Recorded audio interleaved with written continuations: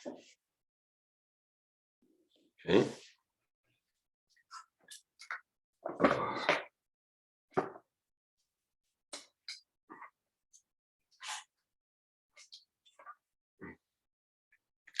Om Namo Bhagavate Vasudevaya. Om Namo Bhagavate Vasudevaya.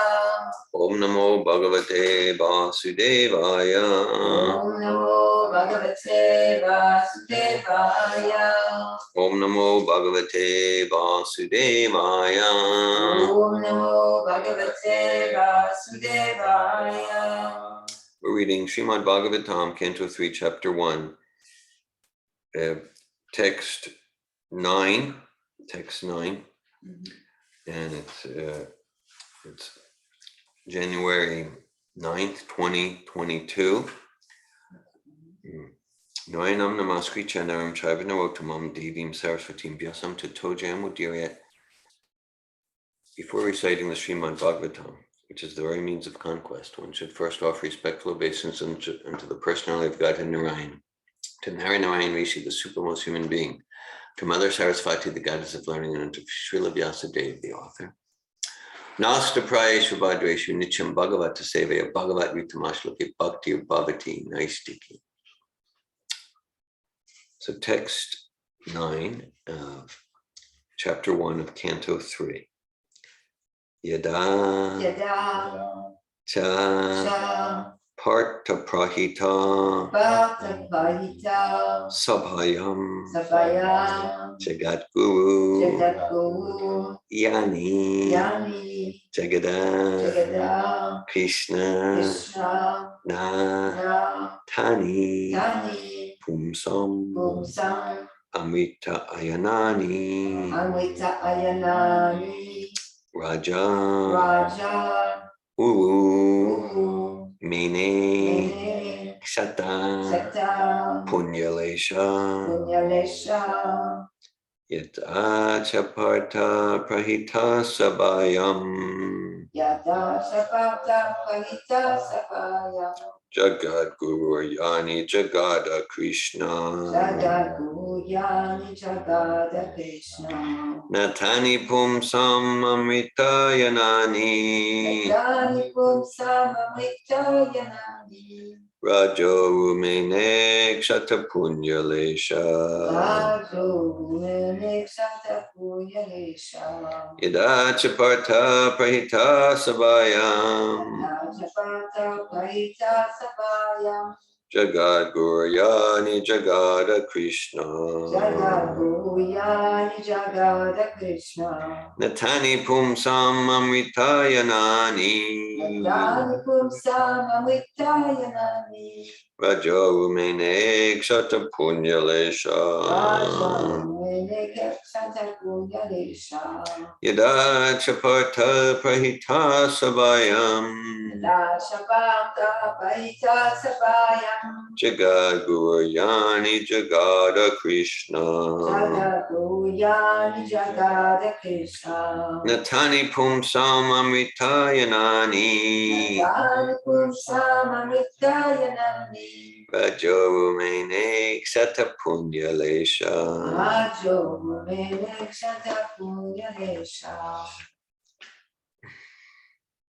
Yada Chaparta Prahita Sabayam Jagat Guruyani Jagada Krishna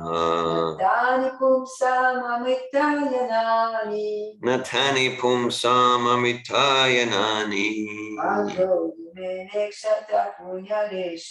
Rajo Rumene Kshata Punyalesha.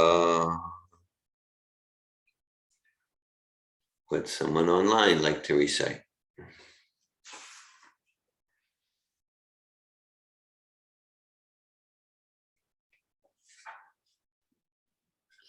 Yada Chaparta Prahita Sabhayam Yada Chaparta Prahita Sabayam Jagat Guruyani Jagada Krishna Jagat Guruyani Jagada Krishna Natani Pumsam amritayanani. Natani pumsam amritayanani. Rajo rumene shata punya lesha. Vajo umene kshata punya lesha. Yada chaparta prahita sapayam. Yada chaparta prayita sabayam. Jagat Gururyani Jagata Krishna. Jagat Gururyani Jagata Krishna. Natani Pumsam Amritayanani. Natani Pumsam Amritayanani. Rajurumene Kshata Punyalisha. Rajo Mene Kshata Punya Lesha. Yada chaparta pratita sabhayam. Yada chaparta parita sabayam. Jagad Guru Yani Jagada Krishna. Jagat Gururyani Jagata Krishna. Natani Pumsam Amritayanani.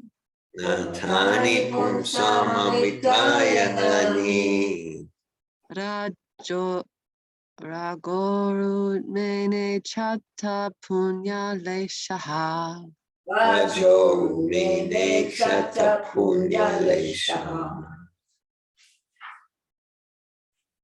Yada, when, cha, also, parta prahita, being advised by Arjuna, Sabhayam, in the assembly, Jagat Guru, of the teacher of the world, Yani, those, Jagada, went, Krishna, Lord Krishna, Na, never, Tani, such words, Pumsam, of all men of sense, Amrita Ayanani, as good as nectar, Raja, the king, Dhritarashtra or Duryodhana, Uru, very important, Mene, did consider, Kshata, dwindling, Punyalesha, fragment of pious acts. Translation. This is Srimad Bhagavatam, Canto 3, Chapter 1, Text 9. Lord Krishna was sent by Arjuna into the assembly as the spiritual master of the whole world. And although his words were heard by some, like Bhishma, as pure nectar, it was not so for the others, who were completely bereft of the last farthing of past pious works. The king, Dhritarashtra Duryodhana, did not take the words of Lord Krishna very seriously. Purport by His Divine Grace, A.C. Bhaktivedanta Swami Prabhupada. Lord Krishna, who is the spiritual master of the entire universe, accepted the duty of a messenger and, deputed by Arjuna, went to the assembly of King Dhritarashtra on a peace mission. Krishna is everyone's Lord, yet because he was the transcendental friend of Arjuna, he gladly accepted the role of messenger, exactly like an ordinary friend. That is the beauty of the Lord's behavior with his pure devotees. He reached the assembly and spoke about peace, and the message was relished by Bhishma and other great leaders because it was spoken by the Lord himself. But due to the exhaustion of the pious results of their past deeds, Duryodhana or his father Dhritarashtra did not take the message very seriously. That is the way of persons who have no credit of pious deeds. By past pious deeds, one may become the king of a country, but because the results of the pious acts of Duryodhana and company were dwindling, it became evident from their actions that they were sure to lose the kingdom to the Pandavas. The message of Godhead is always like nectar to the devotees, but it is just the opposite to the non-devotees. Sugar candy is always sweet to a healthy man, but it tastes very bitter to persons suffering from jaundice. Om Gyanatimirandasya Gyananjana Shalakaya Chakshuranmilitam Yena Tasmai Shri Gurave Namaha Shri Chaitanya Manobishtam Stapitam Yena Bhutale Svayam Rupa Kadamayam Dadati Svapadantikam Vandeham Shri Guru Shri Utaparakamalam Shri Gurun Vaishnavamscha Shri Rupam Sagrajatam Saganaraganatam Vitam Tam Sajivam Sadvaitam Savadutam Parijana Sahitan Krishna Chaitanya Devam Shri Radha Krishna Padan Sagana Lalita Shri Vishakanvitam Cha Hey Krishna Karuna Sindhu Dina Bandhu Jagatpate Gopisha Gopika Kanta Radha Kanta Namostute Tapta Kanchana Gaurange Radhe Vrindavaneshware Vrishabhanusate Devi Pranamami Hari Priye Vanchakalpata Yubhyascha Kripa Sindhubhyevacha Patitanam Pavanebhyo Vaishnavebhyo Namo Namaham Jai Shri Krishna Chaitanya Prabhu Nityananda Shri Advaita Gadadhar Shri Vasari Gaura Bhakta Vrinda Hare Krishna Krishna Krishna Hare Hare Hare Rama, Rama Rama, Hare Hare. Nama Om Vishnu Padaya Krishna Prestaya Bhutale Srimate Bhaktivedanta Swami Niti Namine Namaste Saraswati Deve Gauravani Pacharine Nirvishesha Shunyavadi Paschatya Desha Tarine Srimad Bhagavatam Canto 3 Chapter 1 Text 9 Yada chaparta prahita sabayam jagat guru yani jagada Krishna natani pumsam amritayanani rajo mene kshata punya lesha. Lord Krishna was sent by Arjuna into the assembly as the spiritual master of the whole world.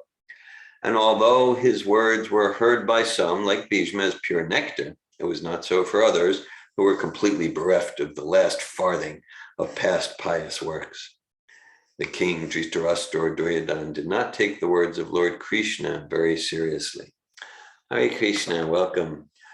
So there's some or many philosophies, approaches to spiritual life that focus on the ultimate goal being to, in a sense, become one with the absolute, one with God, to kind of realize our oneness and equality with the Supreme. So, as we see in this verse, in Gaudiya Vaishnavism, equality with God is not good enough. In our line, to be equal with God, it's not sufficient. So in our line, the devotee is seeking to be superior to God. Yeah. Equal. Yeah. Seems like things have changed a little bit around here. Let's see. Now we can see. So, okay. Right. So in order to be superior to God, which is what it's all about, right? Like, okay, here. So basically, in order to be superior to God, we need to submit ourselves to serve Krishna with love and devotion, and to recognize aham sarvasya prabhava matasarvam pravartate timatva bhajantimam buddha bhava samandita. That Krishna describes in the Bhagavad Gita, I am the source of all material and spiritual energies. Those who realize the greatness of God serve him with love and devotion. Bhajatimam chitavrata. That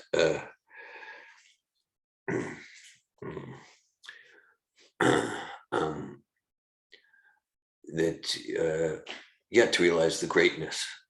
But then there's more than that. So we're seeing here Arjuna.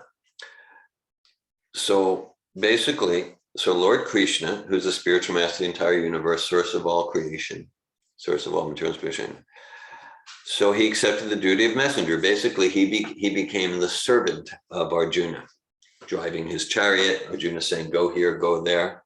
It's a superior position. It's a superior position, right?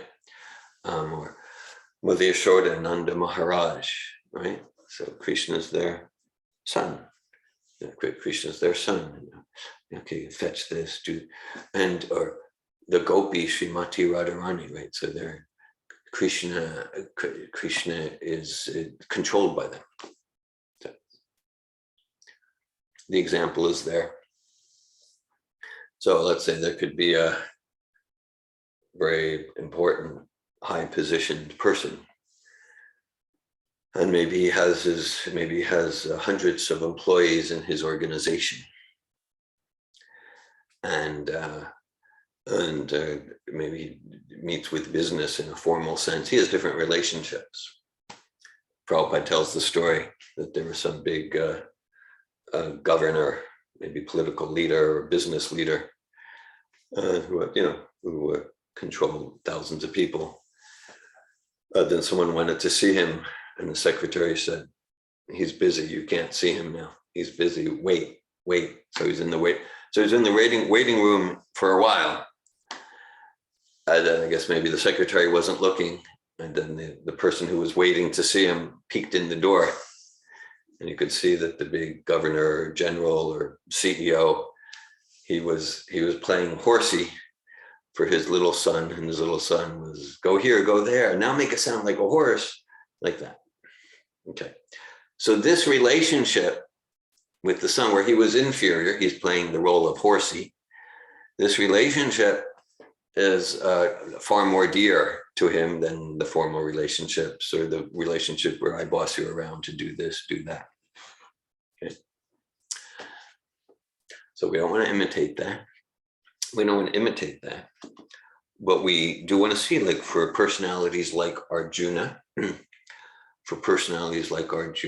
or gopis, that this is, there's quite a wide variety of range of relationships. Of course, it's all based on pure service to Sri Krishna, the personality of Godhead. And at very high stages of pure service, then there's there's Mahamaya. Mahamaya is a type of illusion that alienates the self from the self and moves us to forgetfulness of who we are, spirit souls, and puts us in the conditioned illusion that on the material body, puts us into forgetfulness of who we are as servants of God. That's Mahamaya. And then there's Yoga Maya, where where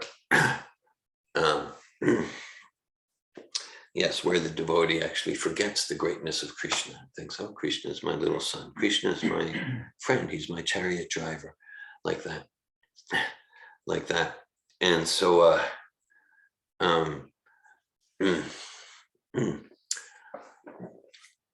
there's and it makes sense, because it's just like in this world, we endeavor to enjoy so many types of relationships, as servant, as master. We enjoy just so many varieties of relationship.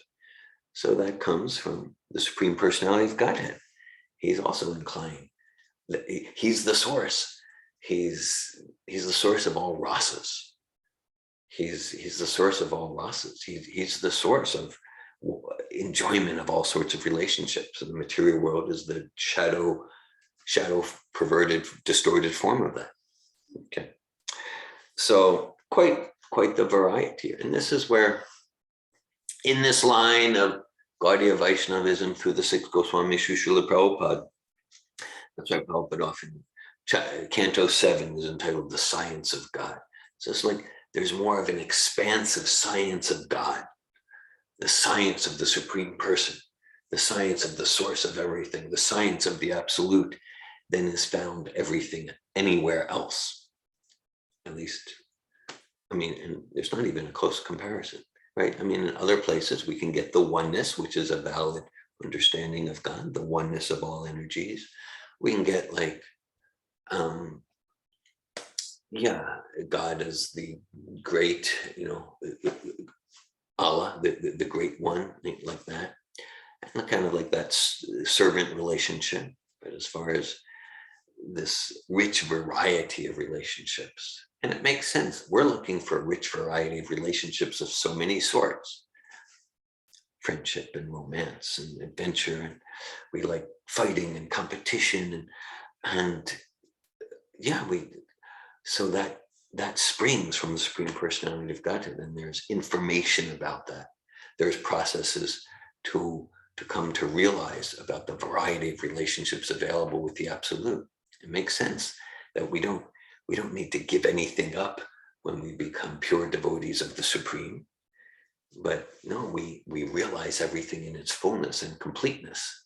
So just as in the example, the governor, his most dear relationships are those where he's actually taking instructions from his son to be horsey.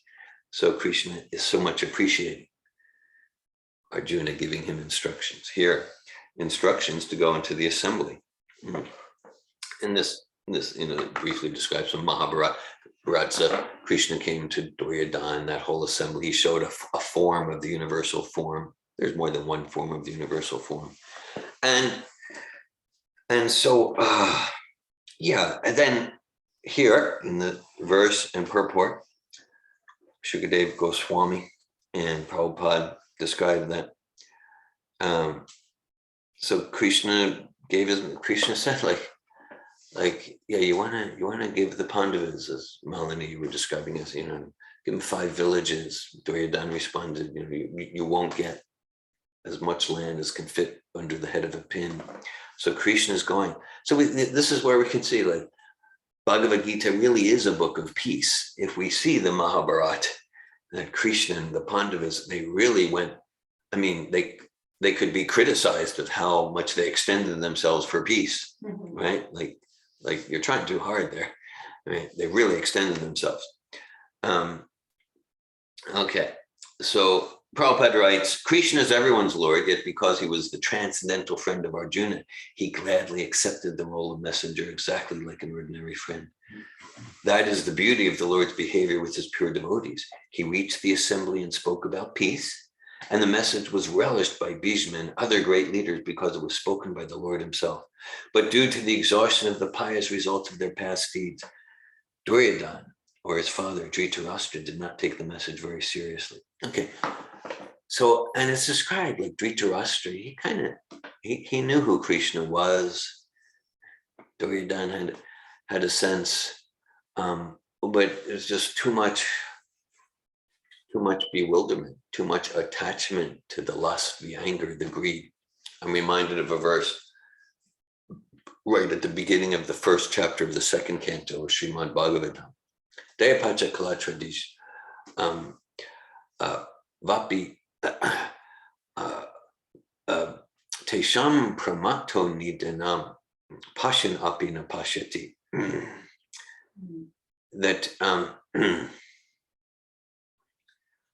That Pashan Api means we see, but we don't see. Like, even though we have experience,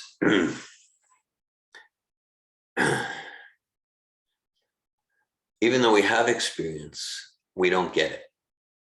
Pashan, to see, Pashanapi, na pashyati, but they don't see. Okay, so it's the basic, like, the mice are smarter than us, right? We go through the maze and we don't get the cheese. We go through the maze and we don't get the cheese, but we'll try the same thing again and again. Okay, and just like, we can read from Prabhupada for the 5 millionth time. Okay, we're not the body, we're eternal spirit soul. Here's the logic to establish that. I see, but I don't see. So I'm still acting as if I'm my body. Yeah, and the nature of spirit soul is to serve Krishna with love and devotion. I see, but I don't see. Okay, so like Duryodhana and Dhritarashtra, they could see, but they're not getting it. So Arjuna asks this question in Bhagavad Gita, 3rd chapter. He asks, why do we do things where we can see it's foolish? We can see this is going to be bad news for me. We can see this is going to get me in trouble. It's going to get me in trouble, but I do it anyway. Or this would be intelligent, but I do the opposite. Why do we do that? And Krishna says, Kamesha, Kroda Esha, Rajaguna Samudbhava, Mahashanam Habhava Vidyanam Hiyaverinam. He says it's lust. It's lust. Lust, and lust is frustrated. Jayatu Vishampupsa, Sangaste Jubajayate, Sangatchandayate, Kamat Krodo Vijayate. And from frustrated lust, anger, like whenever we have any sort of material anger, we can know with a little introspection, I got some unfulfilled lust. I got some unfulfilled desires, material desires going on. Of course, there's also spiritual anger. Arjuna on the battlefield, he's going to show spiritual anger on behalf of Krishna. So Krishna says, that's so we'll act completely irrationally. We'll act against our best interest, against our highest good. There's a quote I like by a Spanish author, and he said that actual freedom is the freedom to commit to our highest good. So Arjuna's question is like, why do we enslave ourselves? Why do we not commit to our highest good, instead enslave ourselves to the lower self, to the lower self? So Krishna goes on and explains just very sublime philosophy, ontology. Indriyebhya parapana, indriyebhya paranya, or indriyebhya paramana. Manasastu para buddhir do buddhe paratastusa. He says, okay, and it's like, this is philosophy to understand who we are and who we're not. So he says the senses are, in a sense, higher than the sense objects. And the mind is more subtle, more higher than the senses. And the intelligence is higher, more subtle than the mind. And the soul, the actual self, is superior to the intelligence.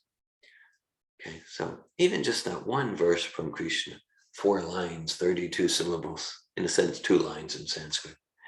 Even that, like, where do you find such clear understanding? Right? Whatever. I went to university for many years, degrees in psychology, just that Indriyebhya Pramana, Indriyebhya Pranya, or so like the position, the function, the nature, what are the senses, what are the sense objects, what's the mind, what's the intellect, what's the self, what's the super self? I don't find that anywhere. Don't find that anywhere in university education. Prabhupada would often emphasize there's no department for self-realization. No department for self-realization. So then Krishna completes that 3rd chapter of Bhagavad Gita. Evam buddhe param buddva samstapyatmanamatmana jahi shatru mahabaho kamarupam darasadam.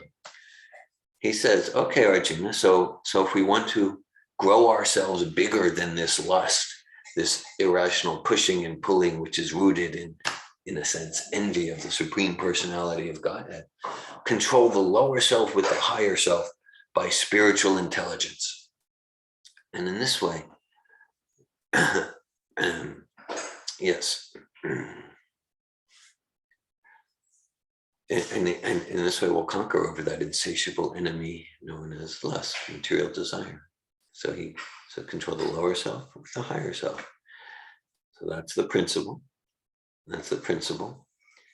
And that's like we started the class a few minutes ago with, in a sense, very elevated Siddhanta about these relationships where the devotee is forgetting that he or she is a servant of Krishna, and is forgetting Krishna's greatness and seeing himself or herself as superior, like the gopis or Arjuna. So if we want to, so that's not something to imitate. If we want to aspire towards that, those very intimate, loving relations with the Supreme Personality of Godhead, it starts with realizing who we are as not this body. Who we are as not this body. And yes, not Vayam Bhitiya Binivesha tasya. Bayam dvitiya binivesha tasya. The root cause of all anxiety, the root cause of all insecurity is mistaking the eternal spirit self with material body. Right? It's like very simple. We can't get away from that. And we can do whatever therapy we want to do, whatever seminars we want to do. We can do whatever dialogues to the extent that we remain conditioned. Prabhupada used that term a lot, conditioned life. Condition means mistaking something as true that's not true. Mistaking something as factual, it's actually illusion. So as long as I'm thinking I am this body, or as long as I don't have realization of who I am as spirit soul and the body's simply a vehicle, then I'm going to be in anxiety. I'm going to be in anxiety that whatever I'm acquiring, whatever I'm going for to try to be peaceful, secure, satisfied, it's going to be crushed by time. I'm going to be frustrated. Even if I so-called get it, it's not going to be satisfying. It's going to be empty. And we know that at some level. Yeah. So then, control the lower self with the higher self by spiritual intelligence.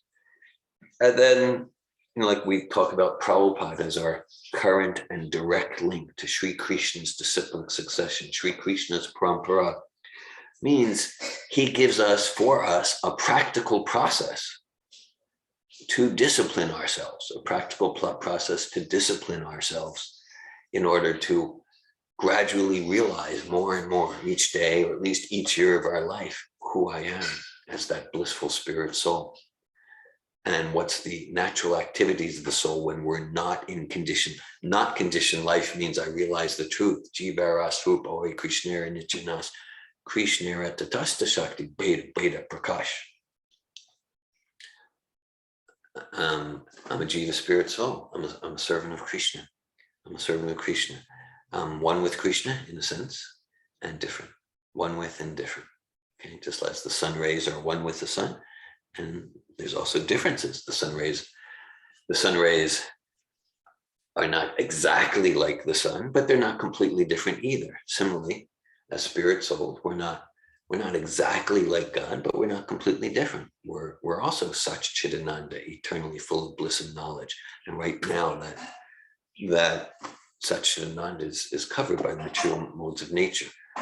So Prabhupada gives us a process based on all of the Siddhanta from the Acharyas, from our disciplic succession, to whatever, there's no force. Krishna speaks the whole Bhagavad Gita, and right towards the end, he concludes, Yate chasita taku.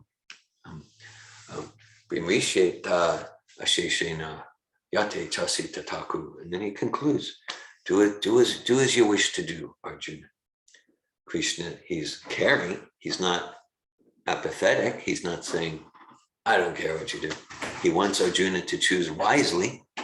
At the same time, there's no force. Once there's force, there's no love. Hare Krishna Paya. And so the example is given of like the rules of the road. Rules of the road. They're there to protect us. Protection, fearing. Fearing is an intrinsic. Prabhupada describes 4 essential pillar problems of material life. Okay, we all have our problems of the day, problems of the year, but the pillar problems: birth, death, old age, disease, and there's the problems of the eating problem: eating, sleeping, mating, defending. And Prabhupada emphasizes that of the four, the fearing or defending problem, that's the most pervasive. Because sometimes we can be, it's just like, I ate sufficiently, I'm full. Okay, I'm satisfied with the eating. 2 hours later, it's another story. All right, same with sex, same with sleeping. Well, I got a good rest. No, I don't want to sleep anymore. Okay, till later in the day or at night. But the fear, but even if we take care of everything else, there's always the fearing problem. To the extent that we're in material consciousness, there's always the fearing problem. Okay? And that's all throughout the material world. Abrahma Bhunalaka Punaravartinarjuna Mopechitakantya Punarjanmana Vijite. And Krishna says, from the highest planet, heavenly planet, which is much more heavenly than heavenly place on earth, Brahmaloka, down to Patalaloka, the hellish planets, all are places of miseries where repeated birth and death and take birth. Just now in my personal reading, I'm reading in the 6th canto of Srimad Bhagavatam, and the demigods were defeated by the asuras, by the demons, because, of course, when we say demons, we're talking about like a race. In a sense, we're talking about like a race, like Americans, French, or Chinese. Because amongst the demons, there are some great devotees like Bali Maharaj and Prahlad Maharaj. So let's keep that in mind. So Indra was defeated because the demigods headed by Indra, they offended their spiritual teacher. So then they Brihaspati, so they became weak. So then it's lots of intrigue. But then Vishvarupa, he becomes, even though he's from the demon family, he becomes the priest of the demigods, and he gives Indra a special protective mantra. And it's not simple. It's called the Narayana Kavacha. Kavacha means shield. So he gives to Indra a special protective shield, and it's quite intricate how to chant it. And then so Indra and the demigods follow, they become strong.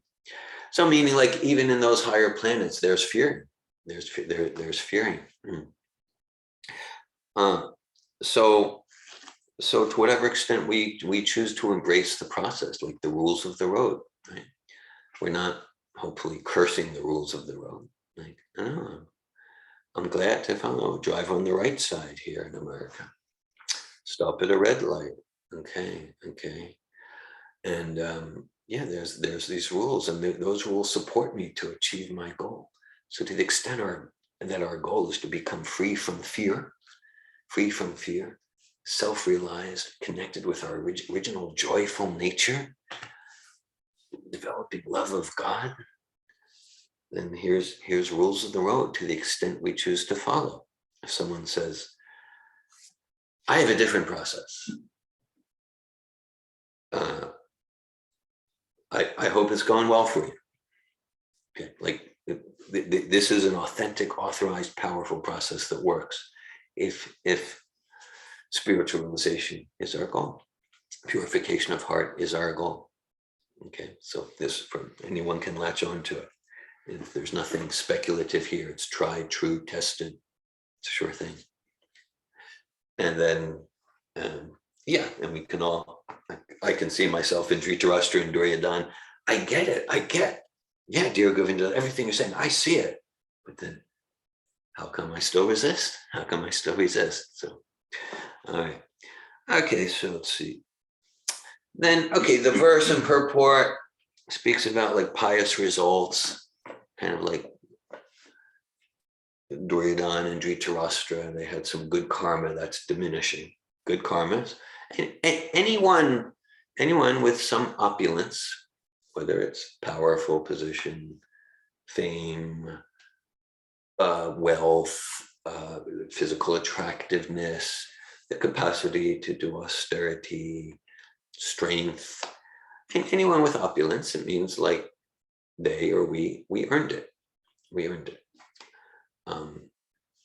So even like the evil characters, okay, Hitler or Stalin, like that, well, they had a lot of power.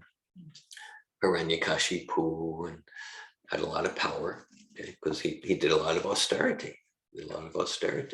Now, so in order to advance in spiritual life, it's required to discipline ourselves, right? To eat only prasadam.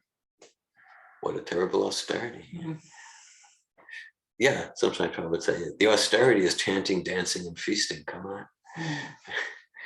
So, yeah. So this perspective of karma, it's like, that's a perspective. We were just in recent coach training, principles and practices of transformative coaching. We shared, because we were talking about grunges and payoffs and things like that. So we shared about like nature and nurture, right? In sociology discussions, social science discussions, nature and nurture. So we shared nature and nurture essentially means karma, means our past karma. We said nurture means my parents did it to me. Nature means my grandparents did it to me. Okay, so we can understand the effects. We can appreciate, recognize the effects of my past karma. That it's no accident I was born in a particular family at a particular time to particular parents with particular temperament, particular economic condition. It's no accident I was educated in a particular way when I was small, like that. Yeah, according to my karma. And the past can explain the past, which essentially means karma. The past can explain a lot about the present, but it can't take responsibility for it. Only I can do that. Okay. So I got my nature, I got my nurture, but here on January 9th, 2022, how I'm showing up right now, here at 8:45 a.m. Eastern time, I'm fully responsible for it. It's not just like some personal growth philosophy or something we hear in the Safatov seminar. This is Bhagavad Gita, this is Srimad Bhagavatam, particularly in the human form.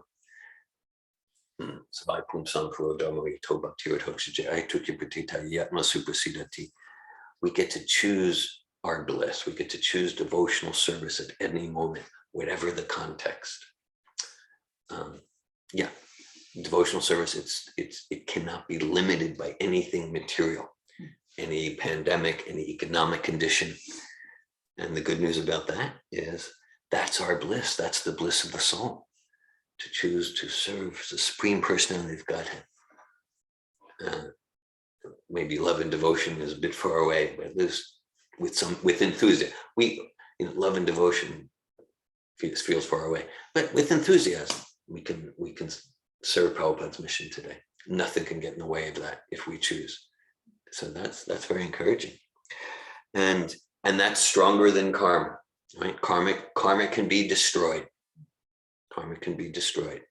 Okay, so karma is no excuse there. Of course, yeah.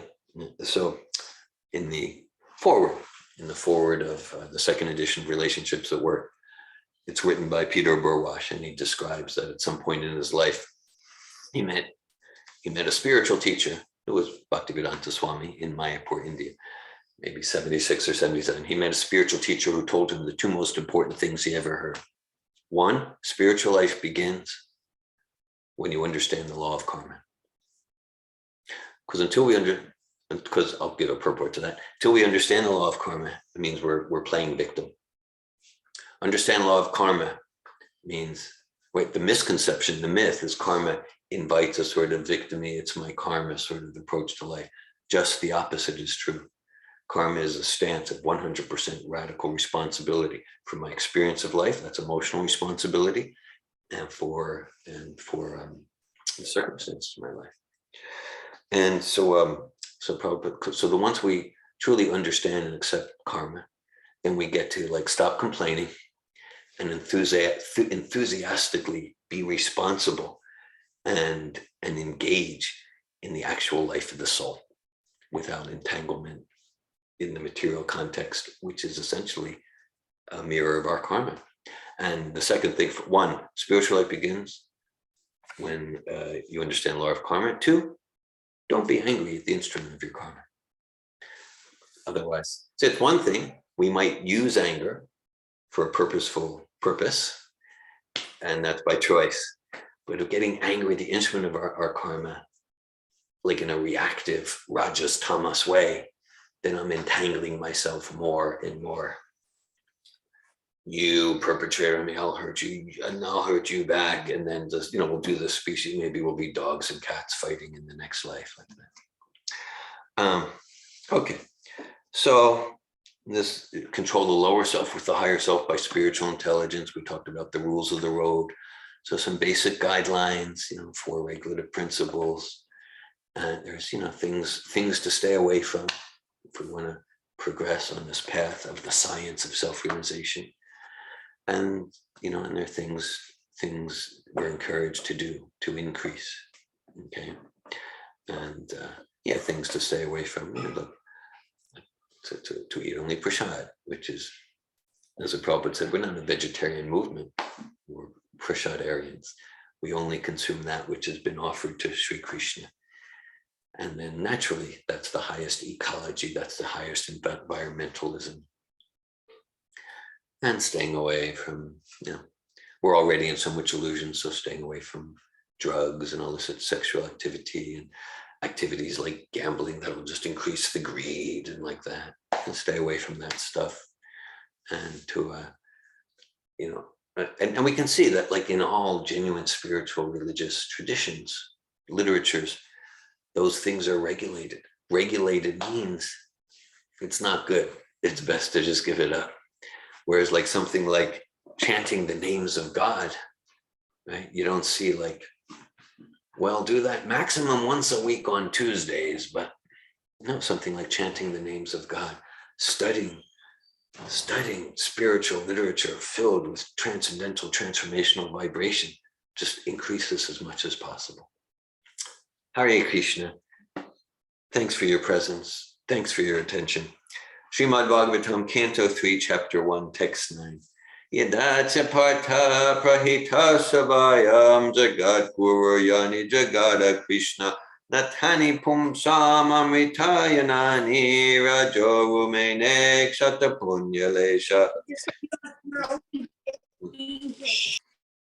Lord Krishna was sent by Arjuna into the assembly as the spiritual master of the whole world. And although his words were heard by some, like Bhishma, as pure nectar, it was not so for the others, who were completely bereft of the last farthing of past pious works. The king, Dhritarashtra Duryodhana, did not take the words of Lord Krishna very seriously. Hare Krishna, thanks for listening. Thanks for your presence with Srimad Bhagavatam.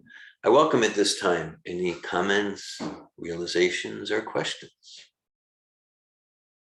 Garuda.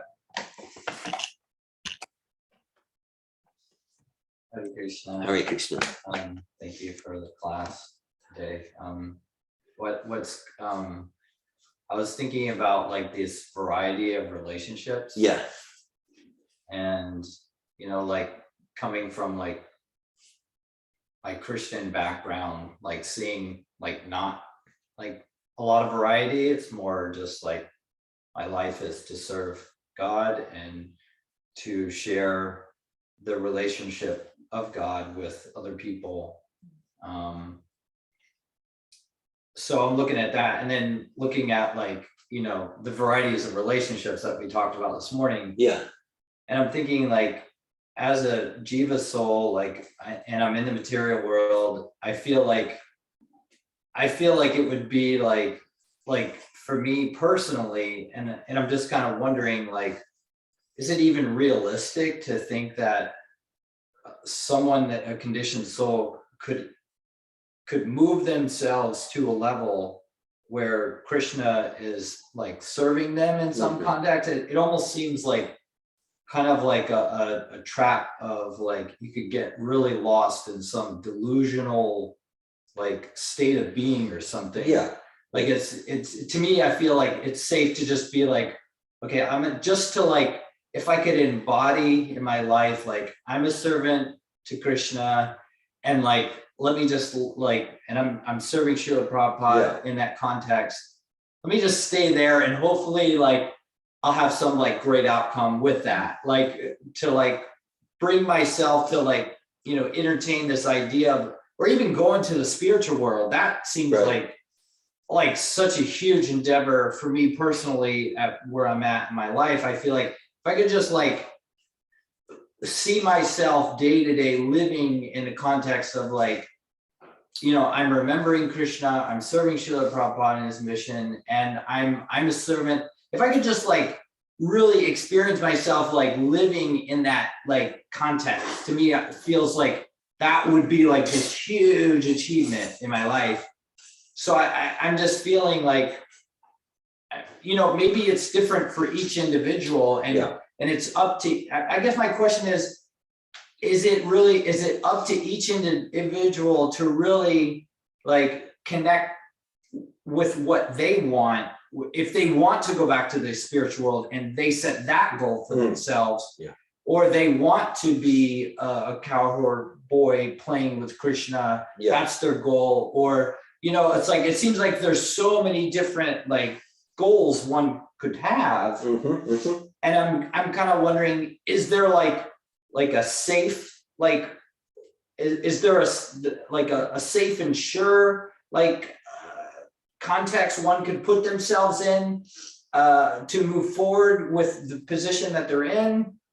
Or is it just really up to each individual what that is, and it's different for everybody? I'm just kind of, I don't know, this is kind of what I'm sitting with, because like I said, I feel like going in the spiritual world, I mean, if I could just like live my life in like full service mode and like remember, you know, my purpose every moment, to me, that would be like the like biggest achievement as far as where I'm at.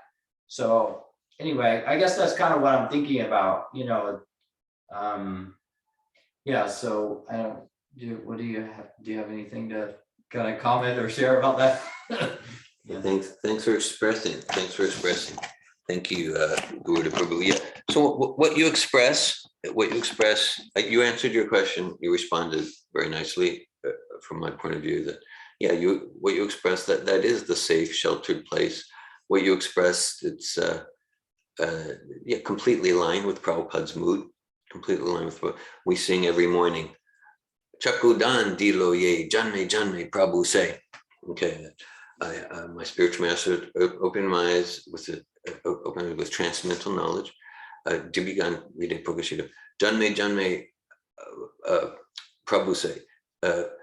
He is my Lord, birth after birth. So that's Narottam Das Thakur, such an exalted devotee, humble devotee. But what he's saying, what he's saying there, he's saying like, just like you were saying, I have no expectation. I'll go to the spiritual world and be in Goloka Vrindavan. Just let me serve my spiritual master's mission, birth after birth. Meaning like, well, look at me. Of course, I'm going to take birth again in the material world. Obviously, again and again. Okay.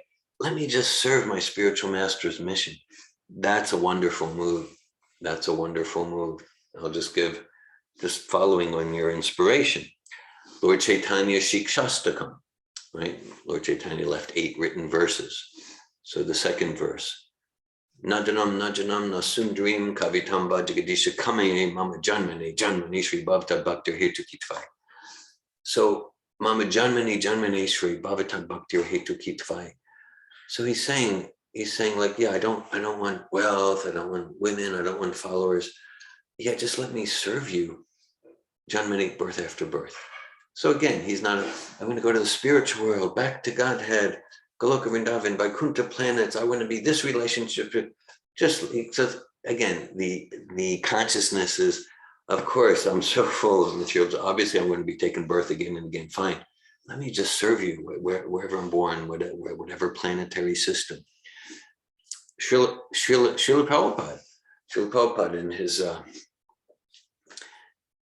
think it's one of his offerings to Srila Bhakti Siddhanta, and Prabhupada writes, I have no hope for liberation for crores of birth. What's a crore? Crore is like 10 million or something. Okay, like he said, I have no hope for liberation for crores of birth. And again, fine, and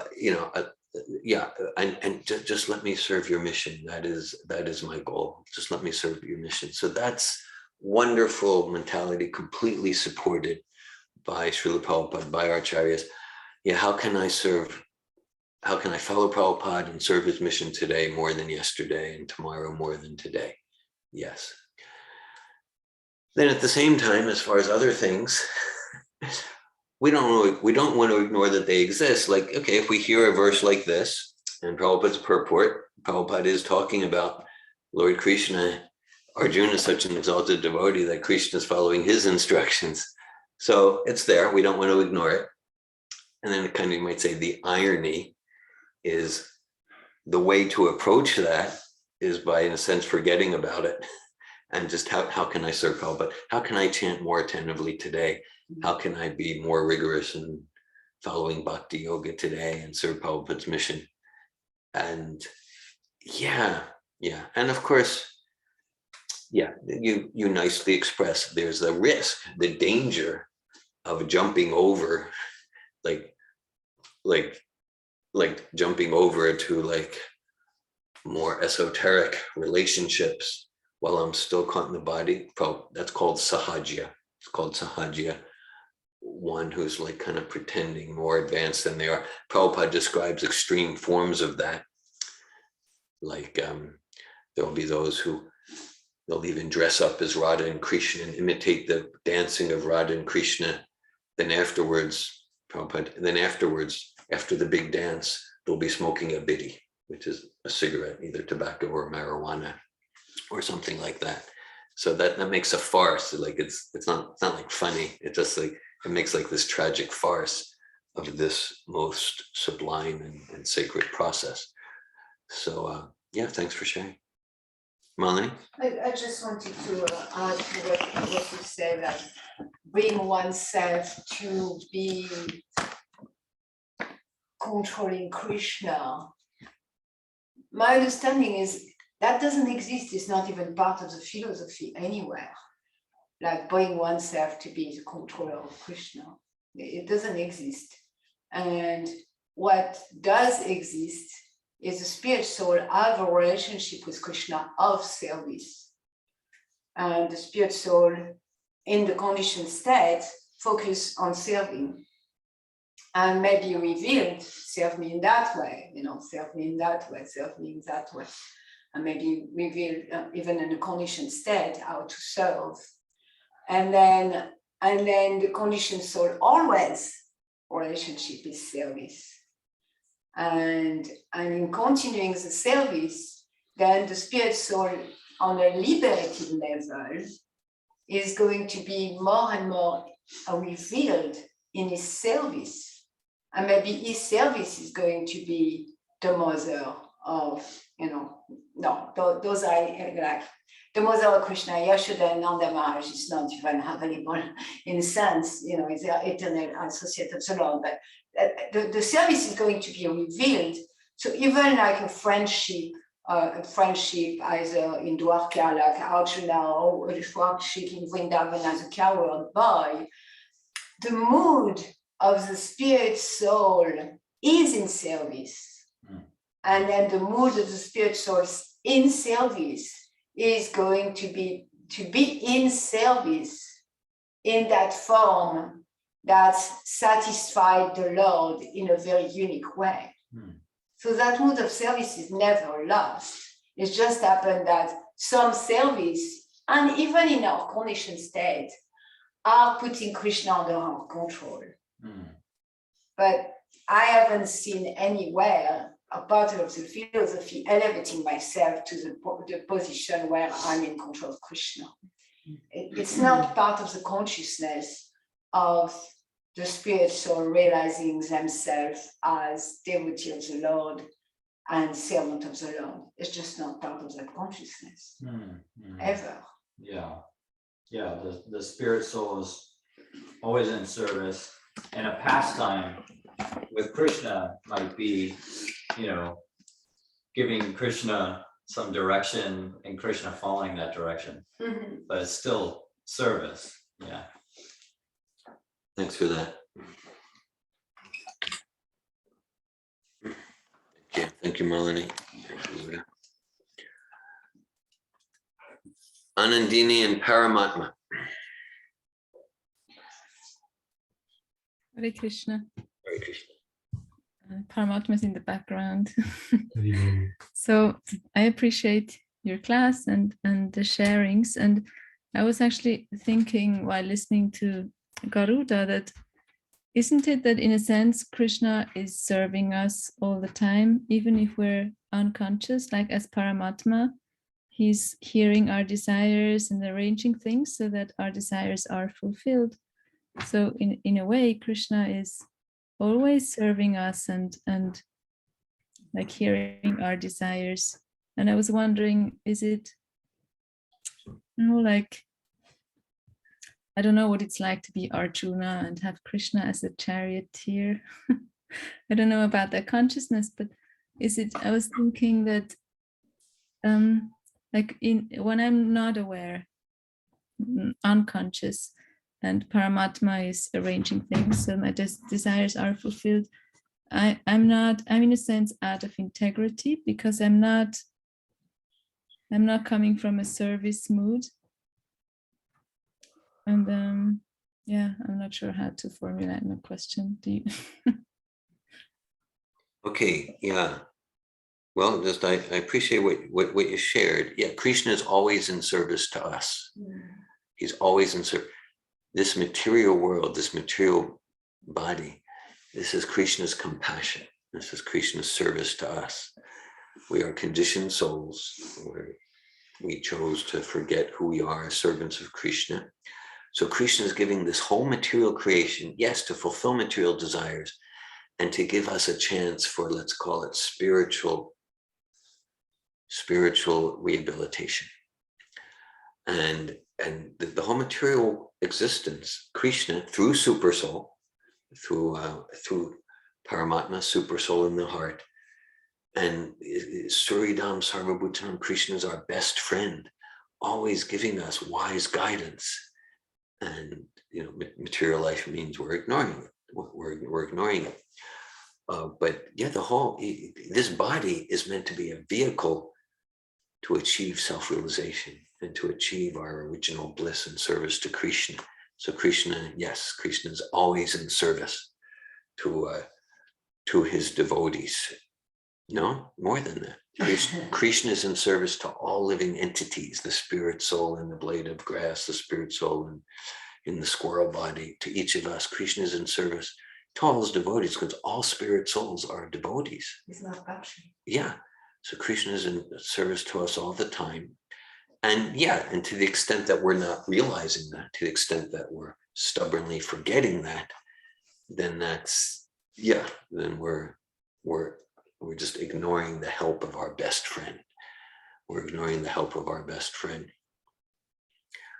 Prabhupada has a statement in the purport, I think it's 6th canto somewhere, says, yeah, one who sees everything as Maya rather than seeing everything as Krishna is an offender. Because one says, oh, everything's Maya. But no, everything is Krishna's energy. Everything's Krishna's mercy to help us.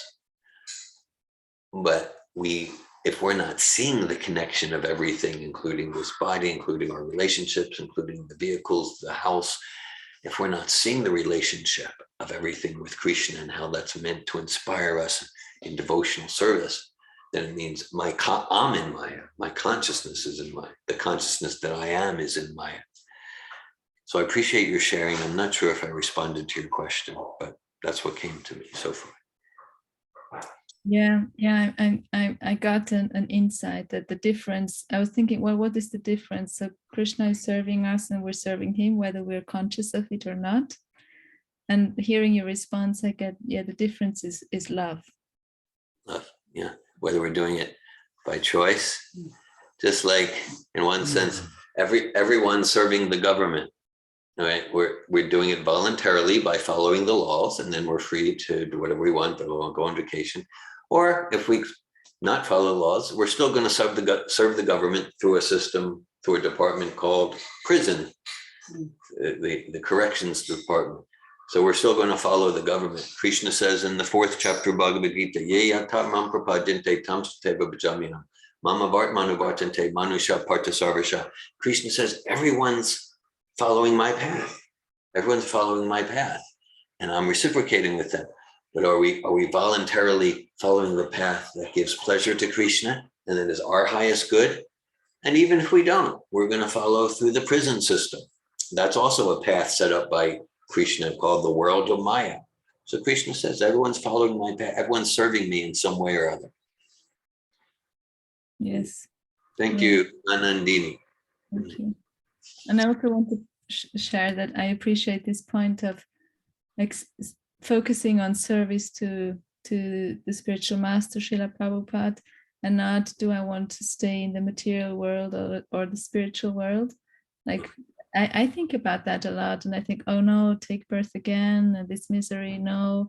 okay, the spiritual world, but what is the spiritual world? It's inconceivable and scary in a sense. This in the same way, and to think, well, to be in a place where I can serve and be in association like here. Yeah, okay. Yeah, that seems grounded, familiar. That seems very, very accessible, very accessible. Mhm. Thanks for sharing. Yeah, that's it. And that's really where, because Prabhupada, sure, he does sometimes talks about back to Godhead, higher rasas with Krishna, but you know, because that's there. At the same time, his focus is focus on service. Otherwise, as you shared, as Garuda shared, it can get distracted. Like I want to go here, I want to go there. Not that that's unnecessary. That's not that that needs to be unhealthy, but the emphasis by Srila Prabhupada is focus on how can I serve today? Chant 16 rounds, do my best to be attentive. How can I serve Prabhupada's mission today? Share the philosophy with someone, share prasad with someone, share kirtan with someone. Thank you, Anandi. Thank you.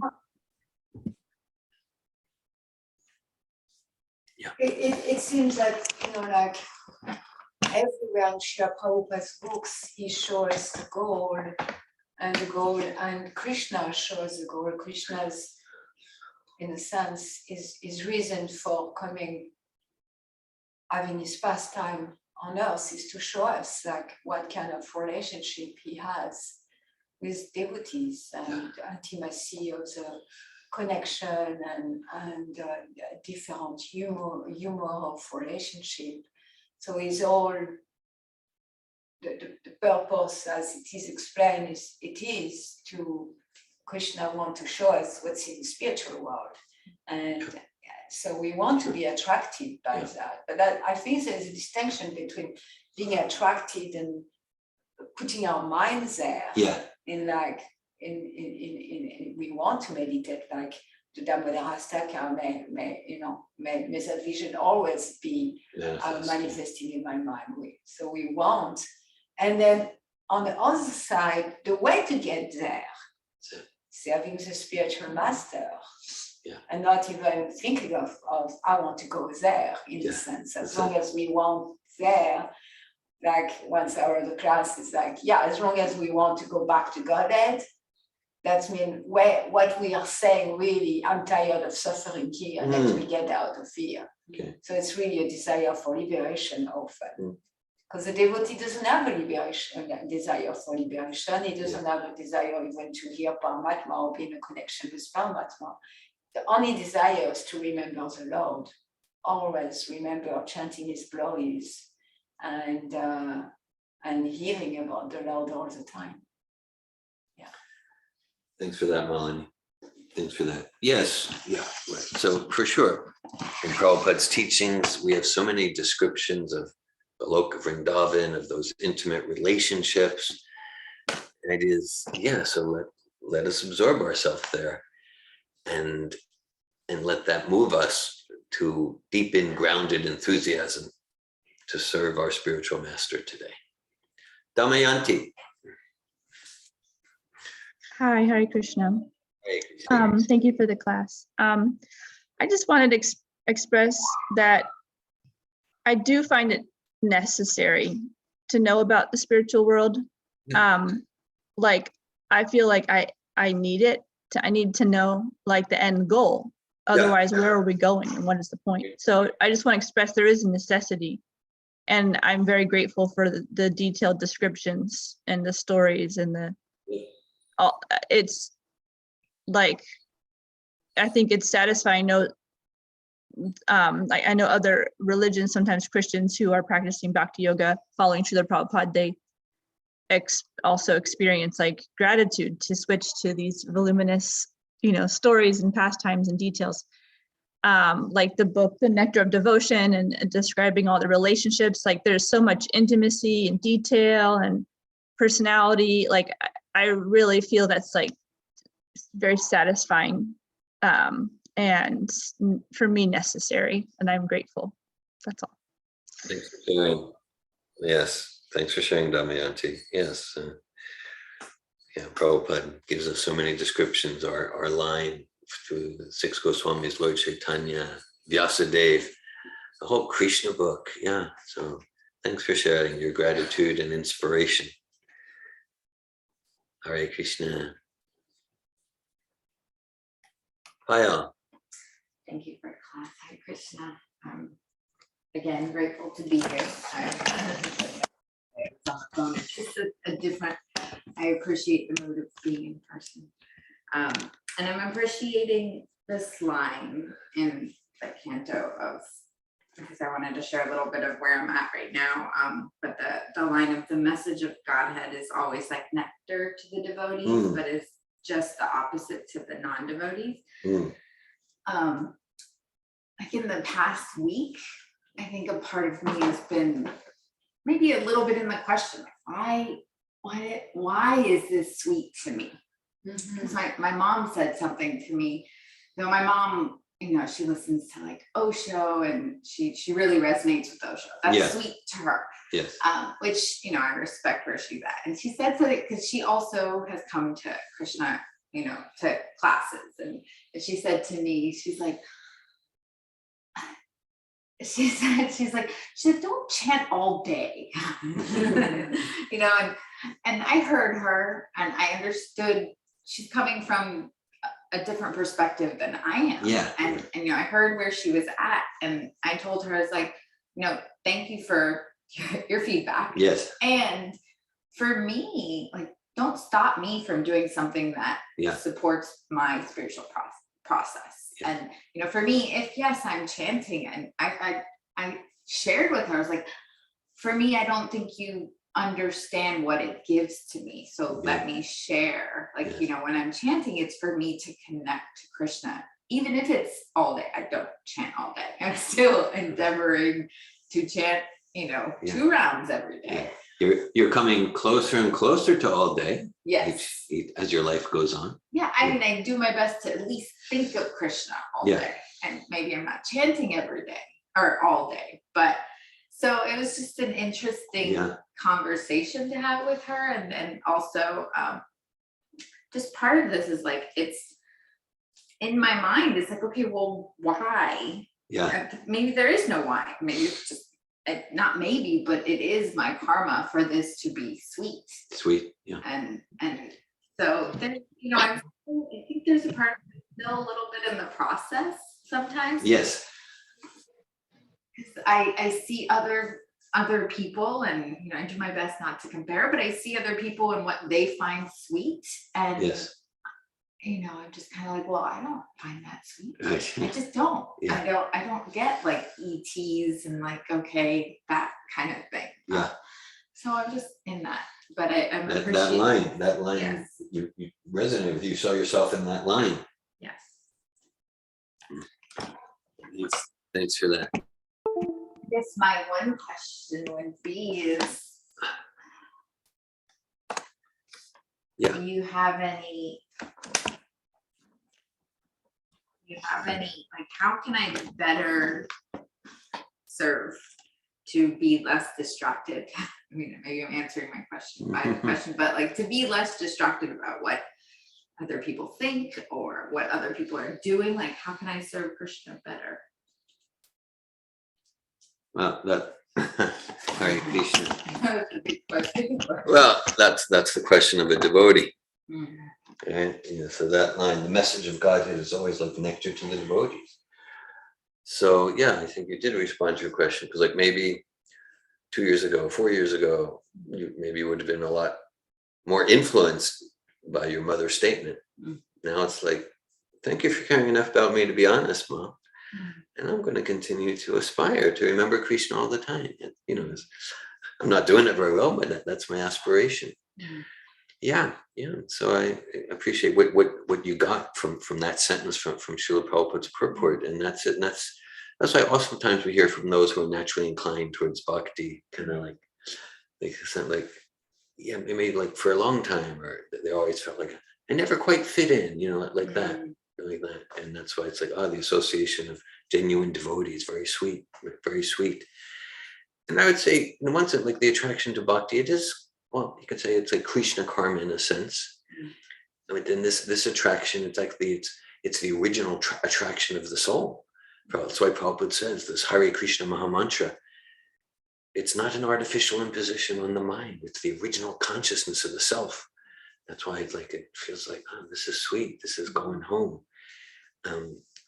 Yeah, right. This is sweet. This is like going home. And this is like really, this is the attraction that's beyond karma. And to realize that this is the attraction that's beyond karma requires maybe for many of us some good karma. Yeah, so I think you did respond to your question. And you can be encouraged that you're a lot less influenced by other things that are trying to take you away from Krishna consciousness than you were a year ago, 2 years ago. And I know there's by Madhavendra Puri, there's wonderful verse, and I won't adjust to it, but it goes like, yes, my dear brothers, or the moral philosopher, my family members, thank you very much. Yes, I'll consider carefully what you have said. But actually, you're just not able to budge me an inch by remembering Krishna. You can't remove Krishna from my heart. But thank you very much. Rules and regulations, whatever. It's a wonderful verse. And so that's it. So I know kind of like, as we get more and more of a taste, as I read Bhagavatam more, read Bhagavad Gita, engage in devotional service and stay away, from, influences that are toxic devotional service. I get more and more of a taste, then kind of like, this one can say that, this one can say that. And I'm actually open, but it's just like, well, I have an experience. And not experience of the heart, experience of like, where's there a better philosophy? Where's there's a more, you were talking about that yesterday in your class, Molly, where's there a more joyful lifestyle, cleaner lifestyle? Show me, show me. No one's showing me. So keep it going. Thank you. Thank you, Paya. You don't need to turn. Well, I think they're not going to hear if we don't turn, unless you want us to move here. I just looking at the pearls, Yeah. and looking at the purple, it seems that there is contrary information about pious activities. And I know there is not. And the way, like I read again, not a thousand of pious activity, but they had. So it seems that putting it together, at least in my mind, it seems that they're not practicing pious activity now. Right. And that they do have pious credit. Yeah. So that's an interesting thing, because sometimes we think, to be with Krishna, we need pious credit. Yeah. But it seems that everything indicates in here is just, we need to be pious now. Yeah. And we all have pious credit. Yeah. But we need to be pious now. It's not simply like, only for the lucky and the rich, the lucky and the few, the rich and the lucky and the few. Yeah, like that. Because there's so much, like Prabhupada almost, even in his purport, I just want to highlight what I'm speaking about. So in a verse he said, we were completely bereft of a last thousand of past pious works. And then in the purport, Srila Prabhupada said, but due to the exhaustion of the pious result of their past deed, Duryodhana and his father Dhritarashtra did not take the message very seriously. And then he said, that is the way of a person who has no credit of pious deeds. By past pious deed, one may become the king of country. So it's like, and then, but because the result of the pious act of Duryodhana and company are dwindling, it became evident from their action that they were sure to lose the kingdom to the Pandava. But it seems it go here and there and here and there, and then it comes back to what they are doing now. Comes back to. Yeah. Thanks for that, Melanie. Yeah, right. So ultimately, devotional service is not dependent on any piety or impiety. Ultimately, devotional service is transcendental. And at the same time, as a general principle, to the extent we're pious, good karma stuff, more sattva, okay, then then it's easier to choose devotional service. But devotional service is not dependent on whatever the karma was. And that's why, just like anyone, whatever wealth we have, whatever power, whatever attractiveness, whatever position someone has, it's due to pious credit. But then, as Malini emphasized, what are we doing with it now? Are we squandering it by exploiting people or by reckless, frivolous gratification? Or are we using it for genuinely spiritual purposes? Bhakti George. Hare Krishna, David. The question, I guess, that I have been having listening to class is, what is the source of the Pandavas' grace toward Dhritarashtra and Duryodhana? Because, like the incident report for Duryodhana, it's like they got kicked out, Yeah. robbed, attempted murder, and the Pandavas are just, is it the result of their pious activities that, they are able to respond in such so much grace, so much leniency, so much allowance, time after time? Because I'm wondering, if I could tap into an ounce of that grace or the source of that, what would this week look like, for me when I go to work, etc. What would my relationships look like, So, yeah. Thanks for that. Yeah. In some purports to the first chapter of Bhagavad Gita, Prabhupada kind of addresses that, because in one sense, Arjuna is kind of criticized because he's not just fully surrendered to Krishna at that part of Bhagavad Gita. But Prabhupada says that soft compassion because he has the heart of a devotee. Yeah, so it's just like the heart, he has the heart of a devotee. So even though they're warriors, they're just so forgiving.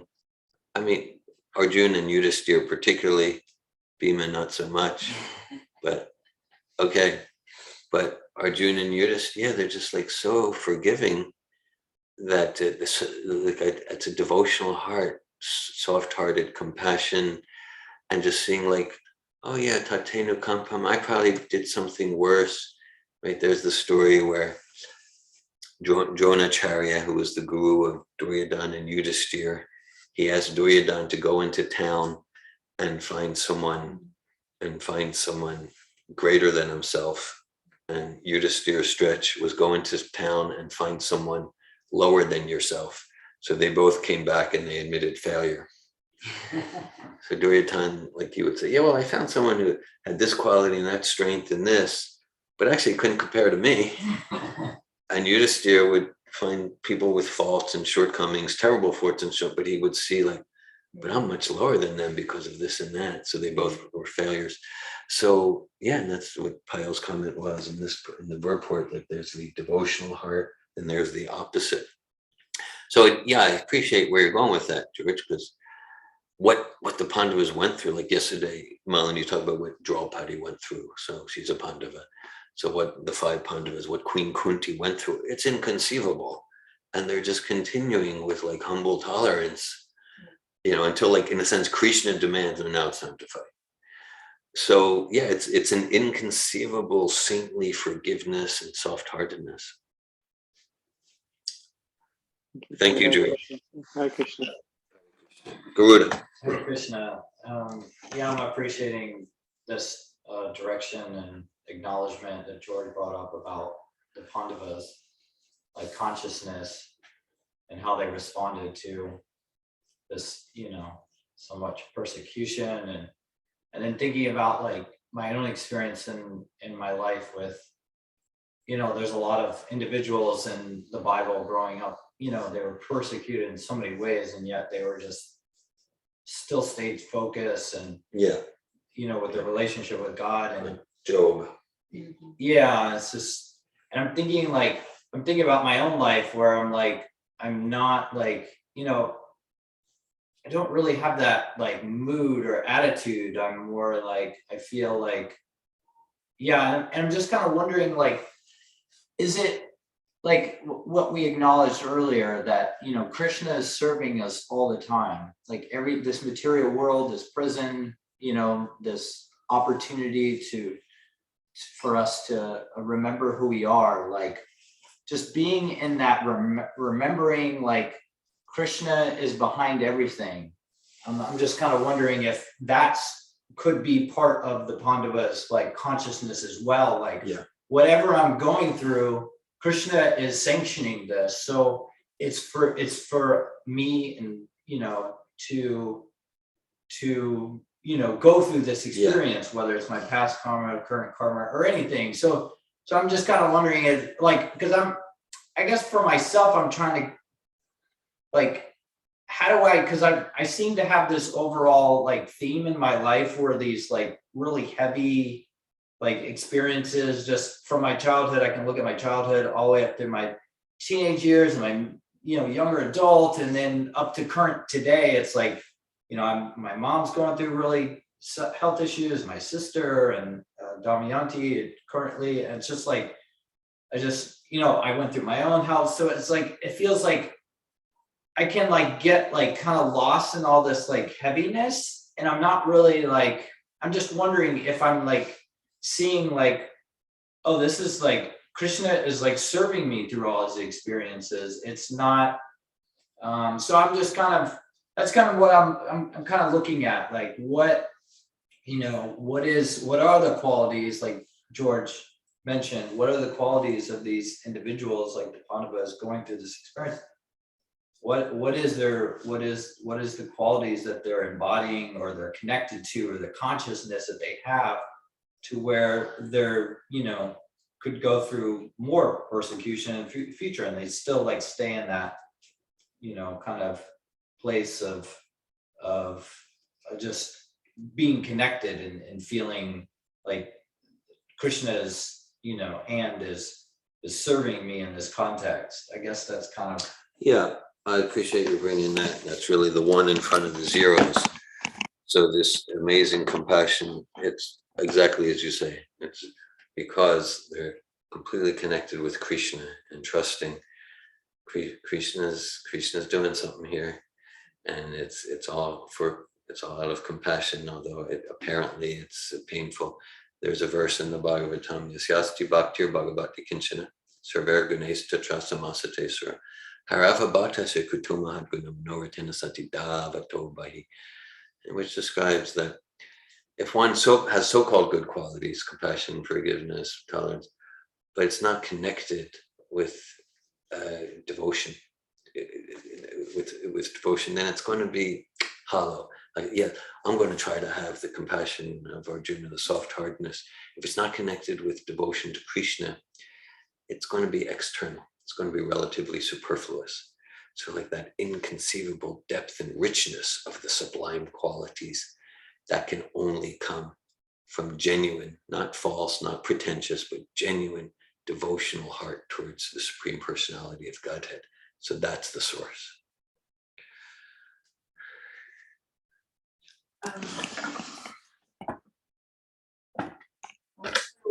What you were saying, like it doesn't seem that pure devotees like the Pandavas have any sense of duality too.